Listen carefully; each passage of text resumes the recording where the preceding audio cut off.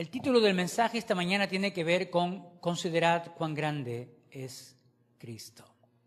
Considerad cuán grande es Cristo. Y el título viene directamente del verso 4. Si usted se da cuenta, el versículo 4 de Hebreos 7 empieza con ese verbo, considerad. Considerad. Que significa sencillamente, detengámonos un momento, pensemos y reflexionemos. Porque muchas veces las circunstancias de la vida opacan la persona de Cristo en nosotros.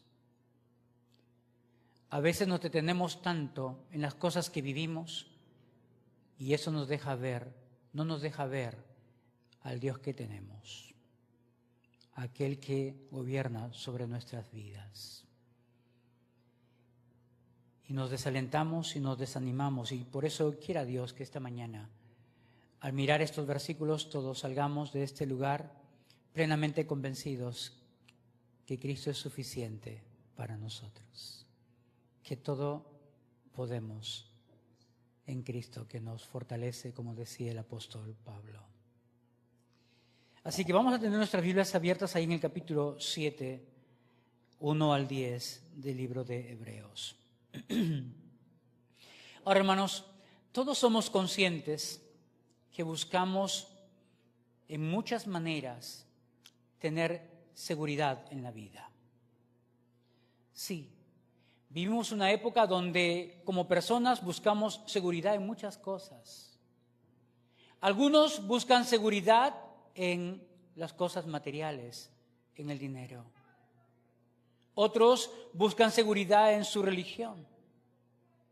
Otros sienten sentirse seguros en los líderes a quienes siguen, o en las tradiciones familiares, o en los títulos académicos que poseen también. O incluso ponemos tanta seguridad en nuestras buenas acciones, en nuestras buenas obras. Pero todas estas cosas tienen algo en común. Y lo que tienen en común es que son temporales. Son temporales. El dinero puede perderse. La salud puede deteriorarse. Los líderes pueden decepcionarnos. Las instituciones pueden desaparecer. Y la pregunta que todos tendríamos que hacernos esta mañana es, sencillamente, ¿dónde puede descansar con seguridad mi alma? ¿Dónde puede descansar mi alma con toda seguridad? Y era exactamente lo que estas personas a las cuales se les escribe esta carta tenían que considerar. Porque eran personas que estaban siendo tentadas a abandonar su confianza en Cristo, a regresar al sistema religioso del Antiguo Testamento. Y el escritor les responde con una pregunta clave. Y la pregunta clave está en el verbo del verso 4 o del versículo 4. Considerad pues cuán grande era este. Considerad pues cuán grande era este. Y obviamente está haciendo referencia a Melquisedec. Pero Melquisedec está siendo tomado como una sombra del Señor Jesucristo. Por lo tanto, implícitamente lo que el escritor está diciendo, consideren cuán grande es Cristo. Consideremos cuán grande es la persona de Cristo. Es decir, detengámonos un momento. Pensemos, meditemos y reflexionemos. Dejemos de mirar por un instante los problemas. Dejemos de mirar por un instante las aflicciones. Dejemos de mirar por un instante nuestros temores. Y miremos a Cristo. Porque la grandeza de Melquisedec no es el punto principal de este capítulo, no. Melquisedec sencillamente está siendo tomado como una sombra que apunta a alguien que es infinitamente mayor, que es la persona del Señor Jesucristo. Y mi deseo esta mañana es eso, que todos saquemos la mirada de todo aquello que nos está pasando en la vida. Porque yo no sé cómo estás esta mañana. Yo no sé qué aflige tu corazón. Yo no sé qué temores tienes. Yo no sé qué frustraciones estás viviendo. Yo no sé las circunstancias particulares de tu vida. Lo que yo sí sé es que nada de lo que vives es mayor a lo que tienes. Y lo que tenemos es a Cristo en nosotros. Y nada es mayor que Cristo en nuestras vidas. Por eso es que el escritor de Hebreos va a animar a sus oyentes a sacar su mirada de sus conflictos, de las persecuciones, de la pérdida de sus cosas materiales, para decirles sencillamente, miren a Cristo,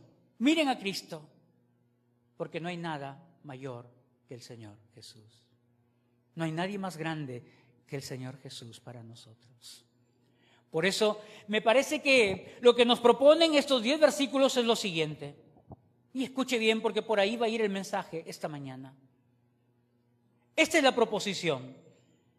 Porque Jesucristo posee un sacerdocio infinitamente superior, nosotros como creyentes podemos descansar plenamente en Él como nuestra justicia, en Él como nuestro mediador, en Él como nuestro eterno Salvador.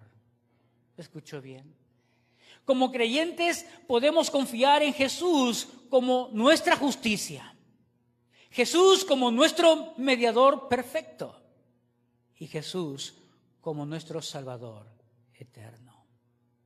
De tal manera que Hebreos capítulo 7, versículos 1 al 10, nos muestran 3 razones por las cuales el sacerdocio de Cristo es absolutamente superior y por qué el creyente debe descansar completamente en Él.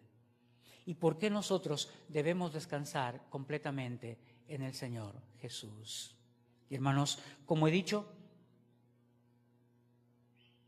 yo no sé qué dificultades estás viviendo. Y quién sabe, tú esta mañana estás aquí por primera vez. Lo único que yo deseo con todo mi corazón es que tú puedas ver en el Señor Jesús todo aquello que tu vida necesita.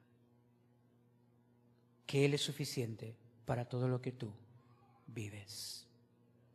Y que Él es suficiente para que tú y yo estemos en la presencia de Dios. Es eso. Entonces, lo primero que nos va a mostrar el escritor de Hebreos en el capítulo 7 es que Cristo es Rey de justicia y Rey de paz. Cristo, Rey de justicia y Rey de paz.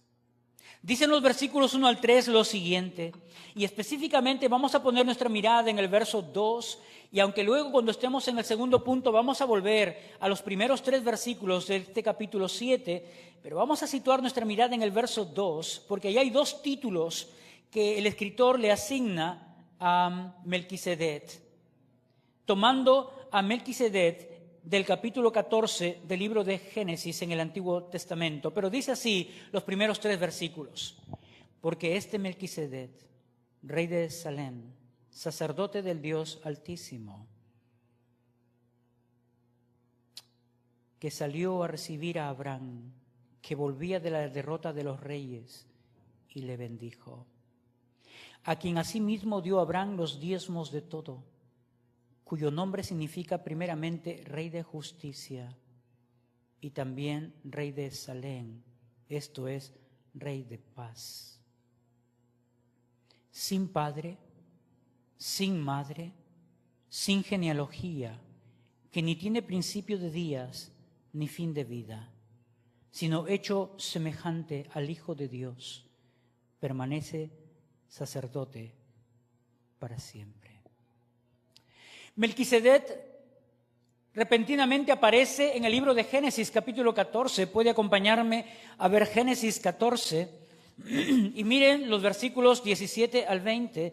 Y ahí encontramos la historia de este hombre Melquisedec, del quien se dice era sacerdote del Dios Altísimo. La palabra que se usa aquí, el hebreo que se usa aquí es el Elyon, hablando de el Señor de la creación, el Rey de la creación. Pero dice así, dice verso 17, cuando volvía de la derrota de Kedorlaomer y de los reyes que con él estaban, salió el rey de Sodoma a recibirlo al valle de Sabe, que es el valle del rey. Entonces Melquisedec, rey de Salem y sacerdote del Dios Altísimo, sacó pan y vino. Y lo bendijo, diciéndole: bendito sea Abraham, el Dios del Dios Altísimo, creador de los cielos y de la tierra. Y bendito sea el Dios Altísimo, que entregó a sus enemigos en tu mano y le dio a Abraham los diezmos de todo. Los diezmos de todo. Y ahí tenemos la primera vez, o por primera vez, que se menciona a Melquisedec. No se conoce su genealogía. No se conoce quiénes eran sus padres. No se dice cuándo ni dónde murió.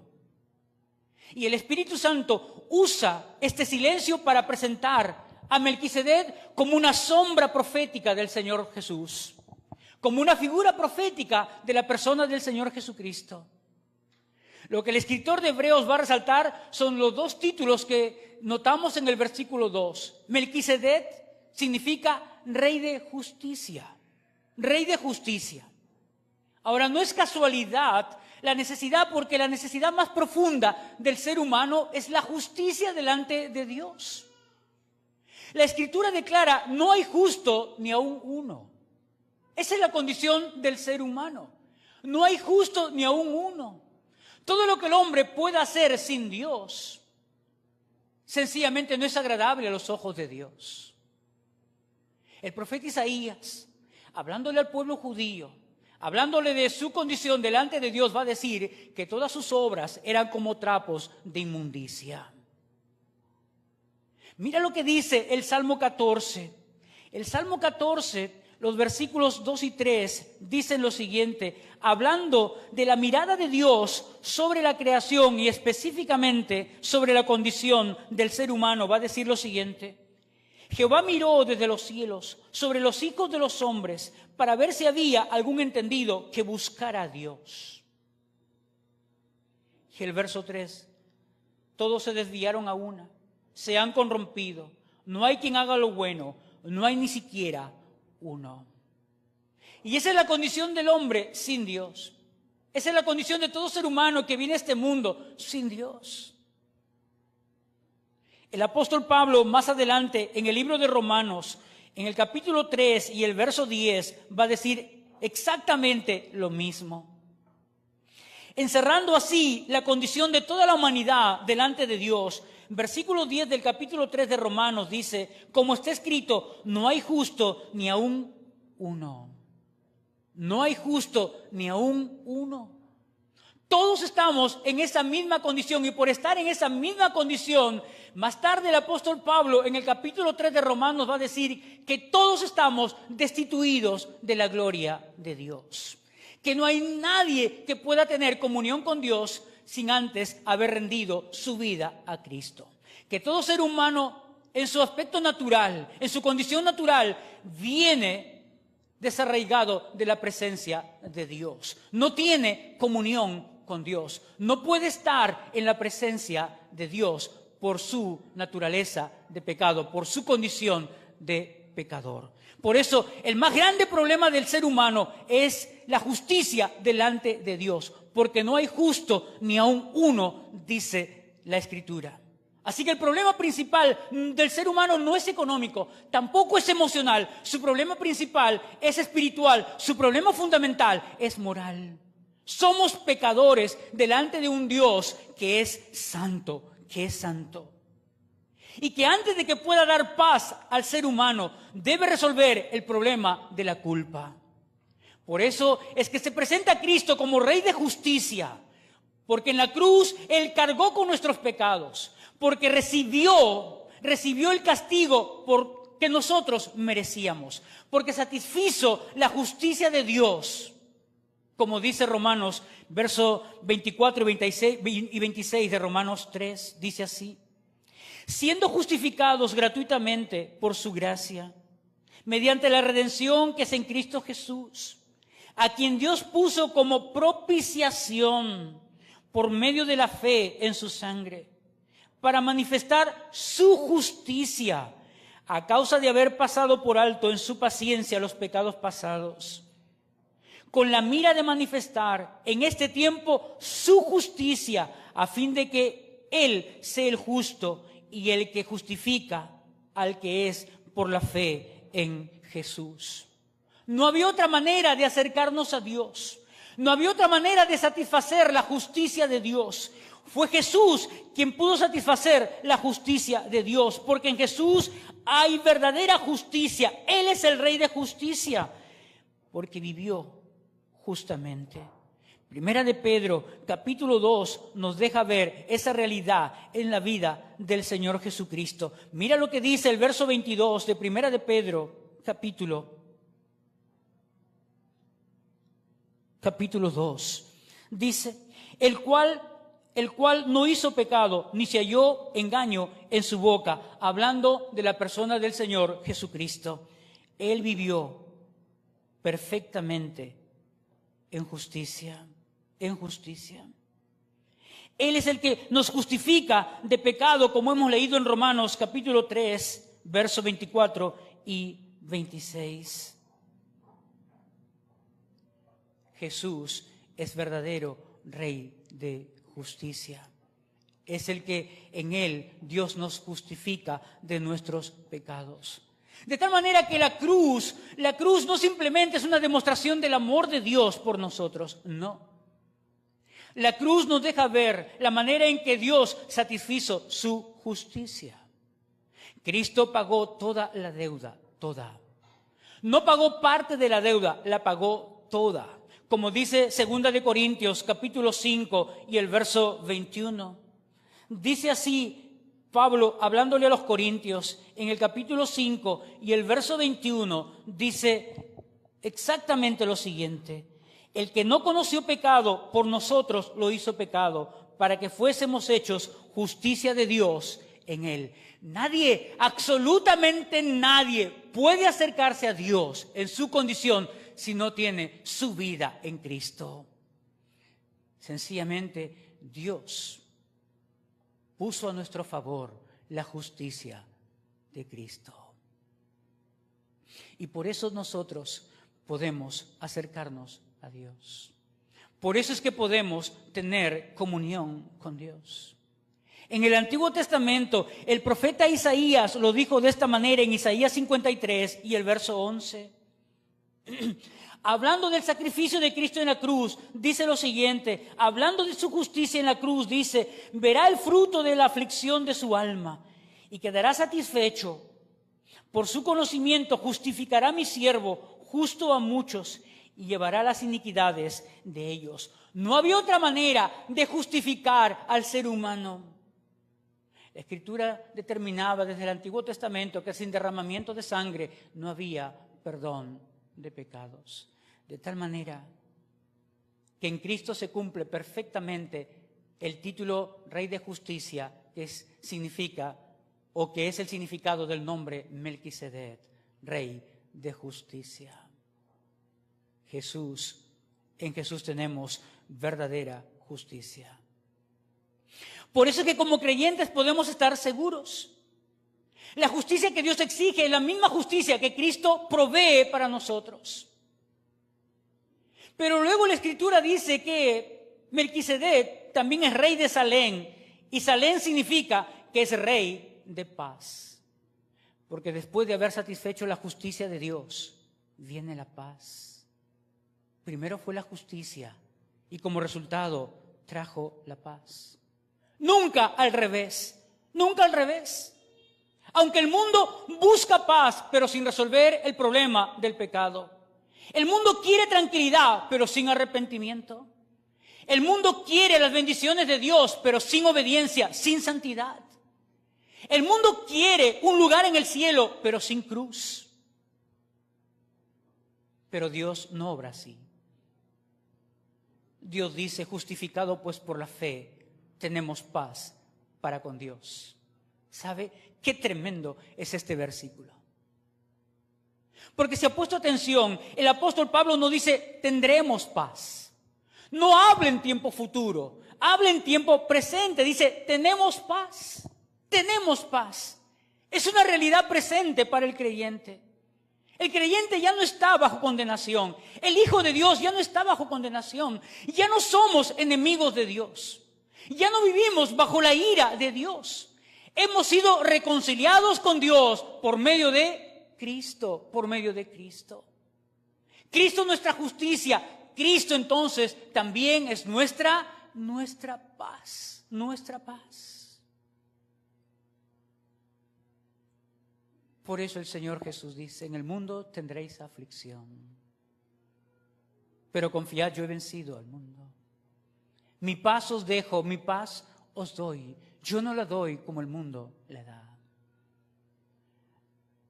La paz de Dios, la paz que el Señor da, dice que sobrepasa nuestro entendimiento. Y eso nos deja ver que ninguna circunstancia en la vida puede ser mayor que lo que Dios produce en nuestro ser interior.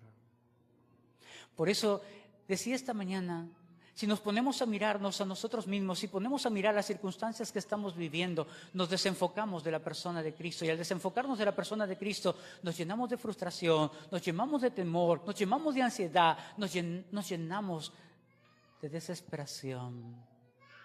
Porque hemos quitado nuestra mirada del Señor, que es todo suficiente para todo lo que nosotros necesitamos en la vida.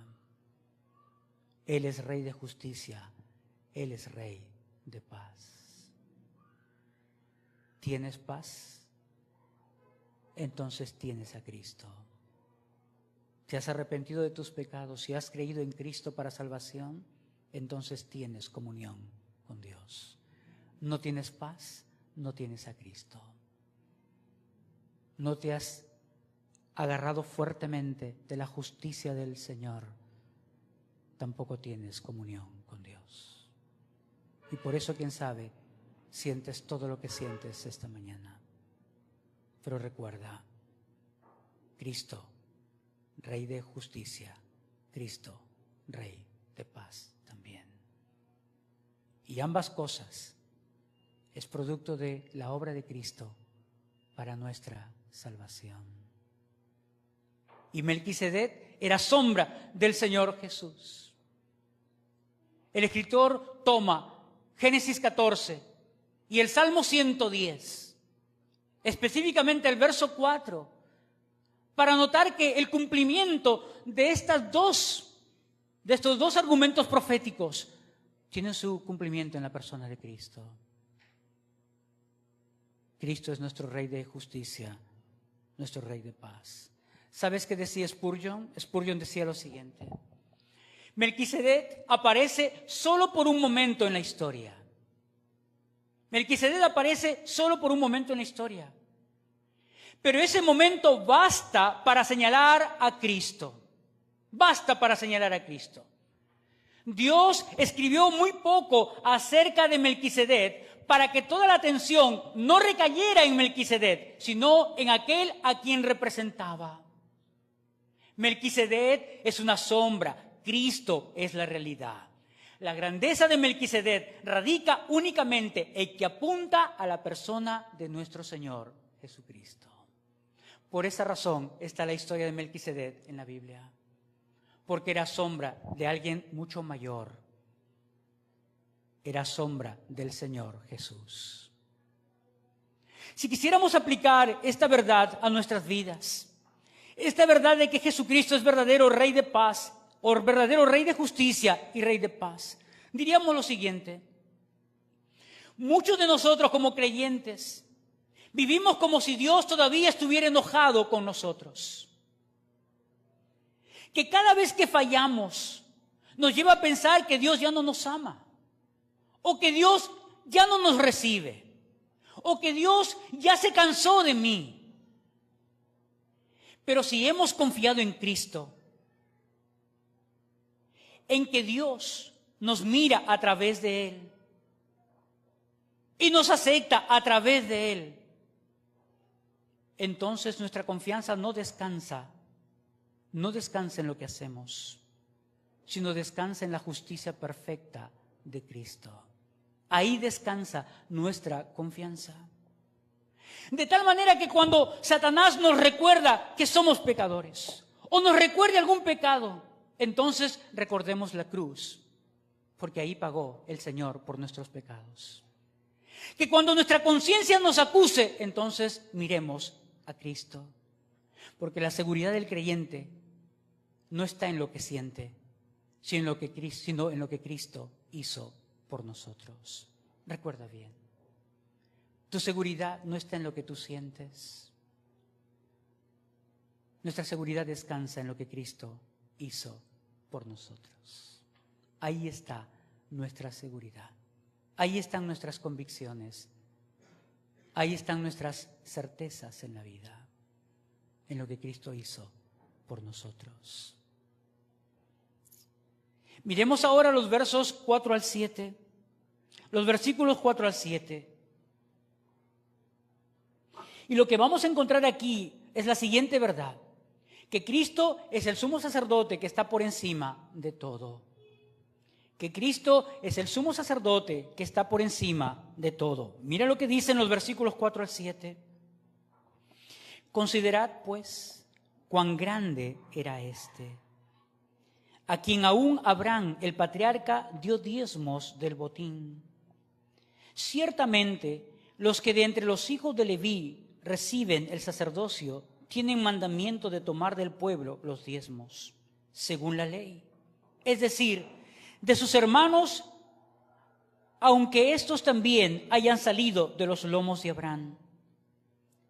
Pero aquel cuya genealogía no es contada de entre ellos, tomó de Abraham los diezmos y bendijo al que tenía las promesas. Y sin discusión alguna, el menor es bendecido por el mayor. Ahora, lo que el autor está haciendo, empieza diciendo: consideren cuán grande es este, hablando de Melquisedec, pero ya sabemos que Melquisedec sencillamente es una sombra de la persona de Cristo. Así que el enfoque detrás de Melquisedec es la persona de Cristo. Entonces nos preguntamos, ¿cómo se demuestra la grandeza de Melquisedec? Que termina siendo específicamente la grandeza del Señor Jesús. Que termina sencillamente hablando de la persona de Cristo. Así que nos preguntamos, ¿cómo demuestra el autor de Hebreos la grandeza de Melquisedec sobre Abraham? Bueno, dice lo siguiente: Abraham le entregó los diezmos. Eso dice en Génesis 14. Que Abraham entregó los diezmos después de venir, de derrotar a todos aquellos reyes que estaban con Kedorlaomer, que eran 4 reyes que estaban con él, que habían derrotado a los reyes de Sodoma y Gomorra y habían tomado todos sus tesoros, pero habían tomado también cautivo a Lot. Y Abraham va en busca de liberar a su sobrino Lot y derrota a Kedorlaomer y recupera todas las riquezas. Y cuando está de vuelta, sencillamente sale a su encuentro Melquisedec. Melquisedec sale al encuentro de Abraham, pero Abraham le entrega los diezmos del botín, y la expresión en hebreo es ahí: Abraham le entregó lo mejor del botín de guerra. Lo mejor del botín de guerra. Ahora, ¿qué significaba eso? Significaba a lo menos reconocimiento de la autoridad que Abraham veía en Melquisedec. En segundo lugar, gratitud a Dios. Gratitud a Dios. Y en tercer lugar, honra hacia quien que representa a Dios. No olvidemos que en Génesis 14 se presenta a Melquisedec como sacerdote del Dios Altísimo. Como sacerdote del Dios Altísimo. Del Dios Altísimo. Y esa expresión, sacerdote del Dios Altísimo, significa que Dios es soberano sobre las naciones. Y el nombre en hebreo que se utiliza ahí es El Elyon, uno de los nombres de Dios, que significa Él es el soberano de las naciones. Él es el soberano de toda la creación. Así que Moisés, al entregar los diezmos a Melquisedec, reconoce autoridad, reconoce gratitud a Dios y honra a quien representa a Dios. 3 cosas vemos allí que Abraham hace frente a la persona de Melquisedec. Así lo encontramos en los versos 5 y 6. En el verso 5 dice, ciertamente los que de entre los hijos de Leví reciben el sacerdocio tienen mandamiento de tomar del pueblo los diezmos, según la ley, es decir, de sus hermanos, aunque estos también estaban o habían sido hallados en los lomos de Abraham. Pero aquel cuya genealogía no es contada de entre ellos, tomó de Abraham los diezmos y bendijo al que tenía las promesas. Abraham tuvo que entregar los diezmos a Melquisedec. Y luego dice que Abraham fue bendecido por Melquisedec. Bendecido por Melquisedec. Y saben, la palabra bendición, el término en hebreo significa hablar bien sobre alguien sobre quien se invoca el favor de Dios. Hablar bien sobre alguien a quien se le invoca el favor de Dios. Ahora, ¿quieren ver en qué consistía la bendición que Melquisedec pronunció sobre la vida de Abraham? Miren otra vez Génesis 14, porque hermanos, tenemos riquezas profundas para considerar la bendición, el contenido de la bendición que recibió Abraham. Mira lo que dice Génesis 14, versos 17 en adelante. Dice lo siguiente. Específicamente dice, y le bendijo diciendo, verso 19, bendito sea Abraham del Dios Altísimo. Y lo primero que está diciendo es que Dios es Señor de todo. Lo bendice con esas palabras, recordándole a Abraham, Dios es soberano de toda la creación. Dios es soberano de todas las naciones, le está diciendo a Abraham. Con esas palabras comienza su bendición, recordándole a Abraham que Dios es soberano, que Dios está sobre toda la creación, que Dios es Señor de todas las naciones. Y en segundo lugar le dice, creador de los cielos y de la tierra. Por eso es soberano, porque Él es el creador del cielo y de la tierra. Y luego le dice, y bendito sea el Dios Altísimo, quien entregó a tus enemigos en tu mano. Le dice a Abraham, por si acaso, la victoria que has tenido no es tuya, Dios te la dio. Dios te la dio. No es tu victoria, es la victoria de Dios. Tú solamente eres un instrumento de Dios. Solo un instrumento de Dios. Nosotros somos lo mismo. Dios nos recuerda, Él es el Señor de todo. Él es el dueño absoluto de todo. Nos recuerda que Él es el creador de todas las cosas y que hemos sido beneficiados poniéndonos sobre su creación. Y todo aquello que podemos lograr en la vida, todo aquello que significa algo para nosotros, ha venido como regalo, como bendición de Dios para nosotros. Y Melquisedec le hace notar eso a Abraham, le dice, Abraham, por si acaso la victoria que acabas de tener es algo que Dios te ha dado. Así que bendito sea el Dios Altísimo que entregó tus enemigos en tu mano y le dio a Abraham los diezmos de todos. Creo que implícitamente está lo tercero. La tercera parte de la bendición de Melquisedec para Abraham es, Abraham, y Dios estará contigo siempre. Y Dios estará contigo siempre.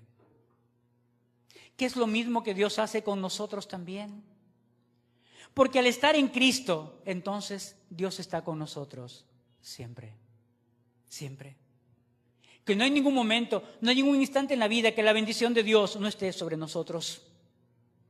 Así que por un lado, ve la grandeza de Melquisedec, que es la grandeza de Cristo, mirando que Abraham pagó diezmos a Melquisedec. Reconoció la autoridad de Melquisedec, honró a Melquisedec como representante de Dios, y por eso Melquisedec es mayor que Abraham. Pero es mayor que el sacerdocio levítico también, porque dice que en Abraham los levitas pagaron también el diezmo a Melquisedec. ¿Por qué? Porque de Abraham viene Isaac, de Isaac viene Esaú y Jacob, de Jacob viene la nación de Israel. Por lo tanto, en los lomos de Abraham descansaba la nación de Israel. Y cuando Abraham pagó diezmos, la nación de Israel pagó diezmos. Pero también los levitas estando en los lomos de Abraham, pagaron también diezmo.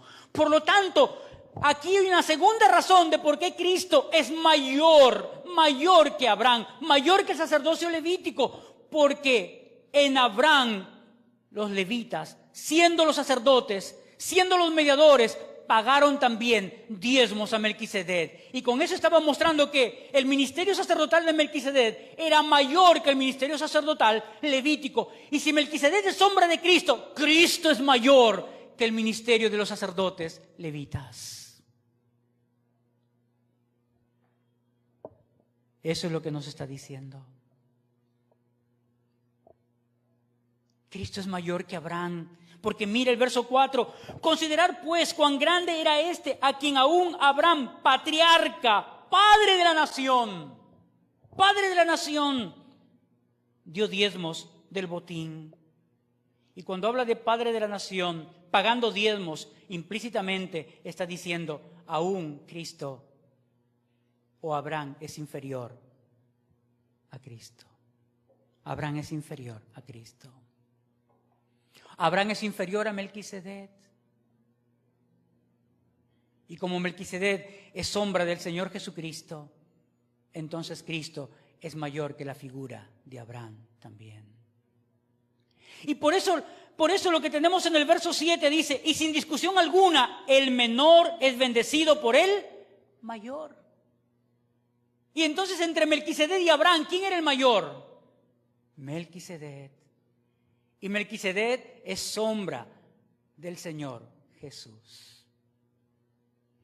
Por eso también encontramos este término que dice en el verso 3, que dice, sin padre, sin madre, sin genealogía, que ni tiene principio de días, ni fin de vida, sino hecho semejante. Es decir, toma la figura de Melquisedec para compararlo con la figura de Cristo. Y dice entonces, Melquisedec fue una sombra de la realidad que es la persona del Señor Jesucristo. Sin discusión alguna, el menor es bendecido por el mayor. Melquisedec es mayor que Abraham. Y si Melquisedec es mayor que Abraham, entonces el sacerdocio representado por Melquisedec es superior al sacerdocio de los levitas, al sacerdocio levítico. Y si Cristo pertenece a la orden de Melquisedec, entonces Cristo es superior a Abraham, Cristo es superior a Moisés, Cristo es superior a Aarón. Y todo el sistema antiguamente de los sacerdotes, Cristo es superior a todos los mediadores que antes Dios usó en el Antiguo Testamento para acercar al pueblo en comunión con Él. Cristo es superior a todo ello. Ahora nos hemos dado cuenta, nosotros estamos buscando siempre intermediarios. Un líder favorito, mi pastor favorito, nuestra religión, una denominación. Pero el escritor de Hebreos nos recuerda, solo hay un mediador que es todo suficiente, Cristo. Los hombres cambiamos, Cristo no cambia. Los hombres fallamos, Cristo no falla. Los seres humanos morimos, Cristo no. Cristo no. Andrew Murray dijo lo siguiente: el sacerdocio de Cristo no depende de una genealogía humana, sino del poder de una vida que nunca termina. ¿Por qué dice eso? ¿Por qué dice que de una vida que nunca termina? Porque mira lo que dice el verso 8. Dice, y aquí ciertamente reciben los diezmos hombres mortales, hablando de los sacerdotes del Antiguo Testamento. Hombres mortales significa que en algún momento su vida se extinguía. Pero allí dice, allí uno de quien se da testimonio de que vive, de que vive, de que vive. Y por eso Andrew Murray decía, el sacerdocio de Cristo no depende de una genealogía humana, sino del poder de una vida que nunca termina, que nunca termina. En Melquisedec contemplamos la figura de un sacerdote cuya obra anuncia una comunión permanente entre Dios y el hombre. plenamente realizada en la persona del Señor Jesucristo. Lo que el sacerdocio levítico nunca pudo ofrecer de manera permanente, Cristo lo concede para siempre, porque Cristo vive eternamente. Cristo vive eternamente. De tal manera que si pensamos en cómo aplicar esta segunda verdad en nuestras vidas, de que Cristo es el sacerdote que está por encima de todo, podríamos decir lo siguiente. O podríamos preguntarnos lo siguiente: ¿en qué está descansando tu alma realmente? ¿En qué descansa nuestra alma realmente? Porque muchos decimos confiar en Cristo, pero emocionalmente estamos descansando en otras cosas. Pues estamos descansando en lo que conocemos de la Biblia. ¿Estamos descansando en nuestras experiencias espirituales? ¿Estamos descansando en la familia? ¿Estamos descansando en el servicio cristiano, en lo que hacemos en la iglesia? Al parecer, todo eso tiene algo de bueno. Pero ninguna de estas cosas puede salvar tu alma. Ninguna de esas cosas puede salvar tu alma. Solo Cristo. Solo Cristo. La fe madura es aquella fe que aprende a decir: no tengo nada que presentar delante de Dios excepto a Jesucristo. Recuerda bien, el alma madura es aquella que puede decir: no tengo nada que presentar delante de Dios excepto a Jesucristo. Y es suficiente, completamente suficiente. Cristo es suficiente para nuestra salvación. Que así sea. Que así esté arraigada nuestras vidas en la persona de Cristo. Que no haya nada que pueda quitar nuestra mirada de Él, que es todo suficiente. Ojalá que no haya nada en la vida que te emocione más que tener a Cristo en tu vida. Ojalá que no haya nada más que anhelas en la vida que tener comunión todos los días con Dios. Ojalá que no haya nada más en ti que anhele cada primer día de la semana estar juntos alabando el nombre de Dios. Ojalá que no haya nada más importante para ti que la presencia de Dios en tu vida. Porque si es así, entonces nada de lo que podemos experimentar como circunstancias en la vida nos quitará la paz que tenemos en Cristo. Nada. Versos 8 y 10 para terminar esta mañana, versos 8 al 10 o versículos 8 al 10. Dice así: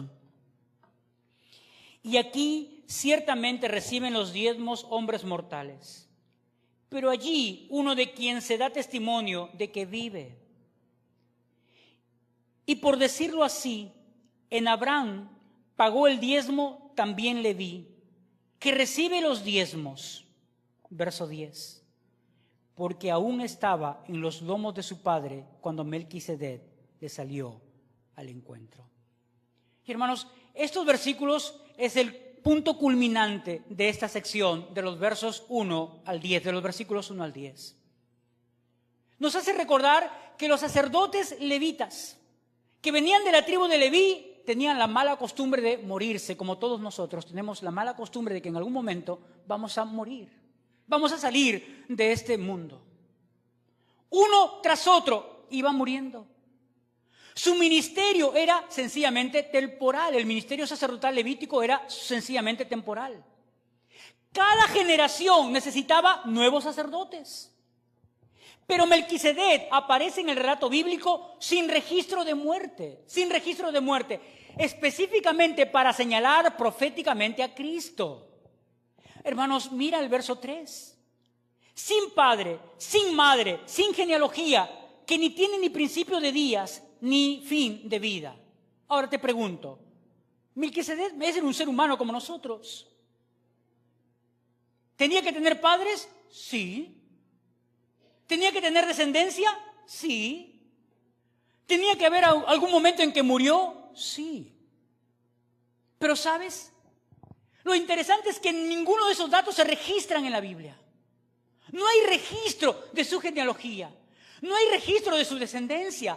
No hay registro del momento en el que él parte de este mundo. Por una sencilla razón. No hay registro porque el Espíritu Santo iba a tomar proféticamente la figura de Melquisedec para llevarla hasta la figura de Cristo, hasta la realidad en Cristo, porque Melquisedec sencillamente era una sombra, como muchos personajes en el Antiguo Testamento son sombras del Señor Jesús, del Señor Jesús. Y ya hemos visto en el libro de Hebreos, el autor empieza diciéndonos, hablando de Cristo, de la persona de Cristo como Dios, y dice, Dios se ha revelado finalmente en la persona de Jesucristo. Y luego dice, Cristo es mayor a los seres espirituales. Y luego va a decir, Cristo es el autor de nuestra salvación. Más tarde va a decir, Cristo es mayor que Moisés. Moisés fue un siervo sobre la casa, pero Cristo fue Señor sobre la casa. Y luego va a decir, tengan cuidado con no pasarles lo mismo que les pasó al pueblo de Israel, que no pudieron entrar al reposo de Dios por incredulidad. Está advirtiendo a los creyentes de no desarraigarse de su confianza en Dios, de no desarraigar su mirada de la persona de Cristo. Y finalmente llega a decir, Cristo es mayor que Abraham. Y siendo mayor que Abraham, Cristo es mayor que el sacerdocio levítico, porque Cristo viene de Melquisedec, dice. Melquisedec es sombra de la persona del Señor Jesucristo. Así que el verdadero sacerdote eterno se nos presenta en la persona de Cristo. Cristo permanece para siempre. Cristo no tiene sucesor. Cristo no tiene reemplazo. Nunca será sustituido. Nunca abandonará su oficio de sumo sacerdote. Nunca dejará de interceder por nosotros. Nunca dejará de representar a la iglesia. Nunca dejará de representar a los creyentes delante del Padre, delante de Dios. Mira lo que dice versículo 16 y verso 17 de Hebreos 7. Dice así: no constituido conforme a la ley del mandamiento acerca de la descendencia, sino según el poder de una vida indestructible, una vida que no tiene fin, pues se da testimonio de él, de Cristo. Tú eres sacerdote para siempre, según la orden de Melquisedec. Mira ahora el verso 25, por lo cual puede también salvar perpetuamente a los que por él se acercan a Dios, viviendo para siempre, para interceder por ellos. ¡Qué tremendo es el ministerio del Señor Jesucristo! No hay nada más que tú y yo necesitamos que solamente la persona de Cristo. La seguridad del creyente descansa en un Salvador que vive. Nuestra salvación está segura porque no depende del esfuerzo humano. No depende de nuestras obras, depende de lo que Cristo hizo. Depende de la persona del Señor Jesucristo. Y Cristo vive. Cristo vive. Así que la razón por la cual tú y yo como creyentes podemos perseverar no es porque seamos fuertes, sino porque Cristo es fuerte. La razón por la cual seguimos creyendo no es porque nuestra fe sea perfecta, es porque nuestro Salvador es perfecto.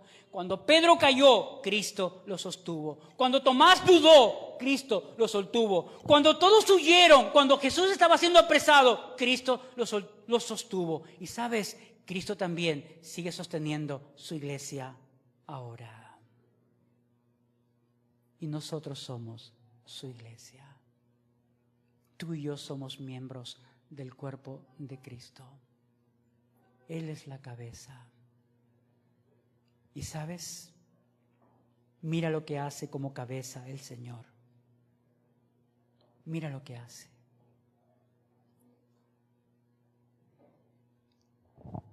Cuando Pablo habla a los esposos, hablando de que el esposo es cabeza de la mujer, y luego lo compara el ministerio de Cristo con el ministerio del esposo, dice lo siguiente: maridos, amar a vuestras mujeres como Cristo amó a la iglesia y se entregó a sí misma por ella. Y mira aquí el impacto de la obra de Cristo sobre la iglesia. Escucha bien, para santificarla, habiéndola purificado en el lavamiento del agua por la palabra, a fin de presentársela a sí misma una iglesia gloriosa, que no tuviese mancha ni arruga, ni cosa semejante, sino que fuese santa y sin mancha. ¿Te das cuenta todo lo que nuestro Dios está haciendo ahora? La obra de Dios no se ha detenido. Por algo, el apóstol Pablo, escribiéndole a los filipenses, le va a decir lo siguiente. Filipenses capítulo 1, y verso 6 dice lo siguiente: estando persuadidos de estos, que el que comenzó en vosotros la buena obra, la perfeccionará hasta el día de Jesucristo.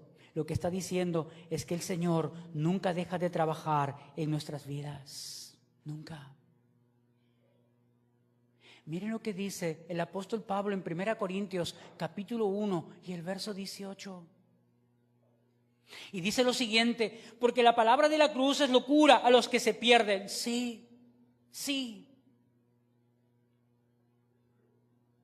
Aquellos que rechazan la obra de Cristo en la cruz siguen bajo la condenación, bajo condenación por sus pecados. Siguen estando alejados de la presencia de Dios, sin comunión con Dios. Siguen muertos en sus delitos y pecados. Y finalmente terminarán en aquel lugar que Dios dice: allí será el lloro y el crujir de dientes. Pero hablando del impacto de la obra en aquellos que Dios ha llamado a la salvación, dice lo siguiente: pero a los que se salvan, esto es, a nosotros, es poder de Dios. Y ese poder sigue actuando o debería seguir actuando en nuestras vidas, porque es a base de ese poder que nosotros podemos vivir la vida cristiana. Es a base de ese poder que superamos nuestros miedos, que superamos nuestros temores, que superamos nuestras frustraciones, que superamos todas aquellas cosas que el enemigo usa para apartarnos nuestra mirada, para sacar nuestros ojos de la persona del Señor Jesucristo, como lo que estaba haciendo para apartar a los creyentes del primer siglo de la persona de Cristo, de pensar de que Cristo era suficiente para la salvación y de que en Cristo tenían absolutamente todo.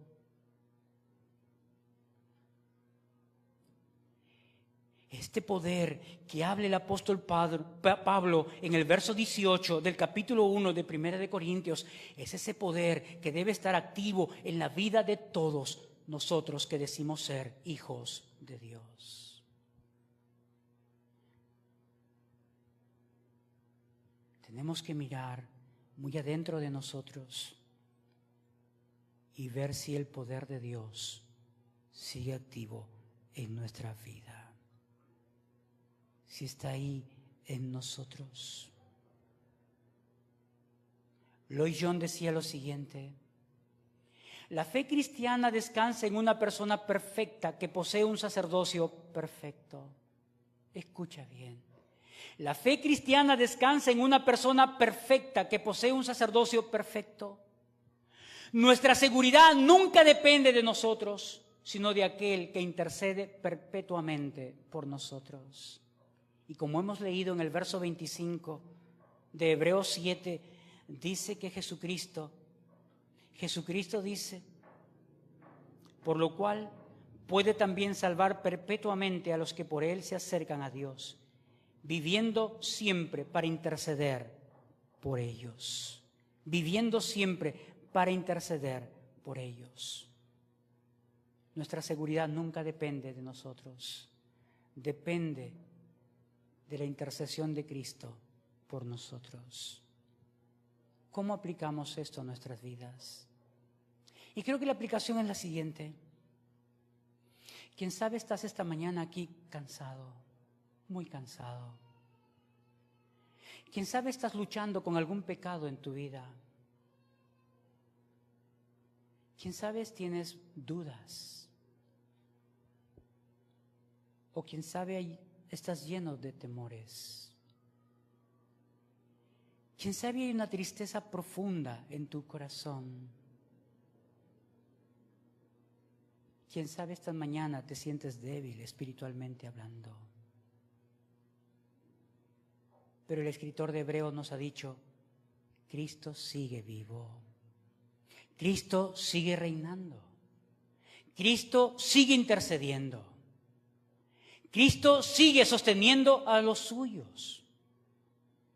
Porque nuestra salvación no depende de cuán fuerte seamos espiritualmente. No. Depende de cuán fuerte estemos agarrados de Cristo. Depende de cuán fuerte estemos arraigados a la persona de Cristo. Por eso el creyente verdadero puede tener seguridad, no porque el creyente es perfecto, sino porque tiene un Salvador perfecto. Tiene a Cristo. Tiene a Cristo.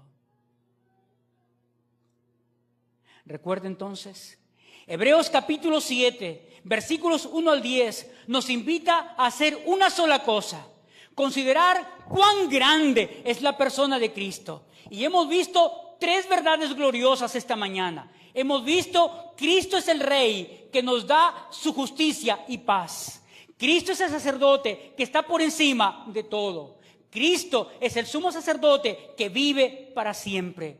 Por eso, tu seguridad y mi seguridad no descansa en nosotros, no descansa en nuestras sombras o en nuestras obras, no descansa en nada bueno que podamos hacer, no, descansa en la persona del Señor Jesucristo, porque Él es nuestra justicia, porque Él es nuestra paz, porque Él es nuestro sumo sacerdote, porque Él es nuestro intercesor, porque Él es nuestro Salvador eterno. Nuestro Salvador eterno. Miremos a Cristo y quitemos la mirada de nosotros mismos para poner siempre la mirada en el Señor Jesús. Como dijo Murray McCheyne, por cada mirada que te das a ti mismo, mira 10 veces a Jesús, para que no caigas en la trampa de pensar que Jesús no es suficiente para lo que tú encuentras en tu propia vida. No. Miremos más a Cristo, porque cuando miramos más a Cristo nos damos cuenta de la suficiencia de Cristo para nuestra necesidad como seres humanos. Oremos. Padre, te damos muchas gracias. Mirad cuán grande, o como dice el escritor de Hebreos, considerad, deténganse, meditemos, reflexionemos. Cuán grande es Cristo, que es suficiente para nuestra salvación. Mirad cuán grande es Cristo, que es suficiente para cumplir sus promesas. Mirad cuán grande es Cristo, que es el ancla que nuestra alma necesita. Mirad cuán grande es Cristo, suficiente para todo lo que necesitamos en la vida. Gracias, Señor. Gracias por darnos la seguridad de nuestra salvación y la seguridad de que tenemos al Señor Jesús intercediendo por nosotros en tu presencia, Padre. A Él sea la gloria por siempre. Amén.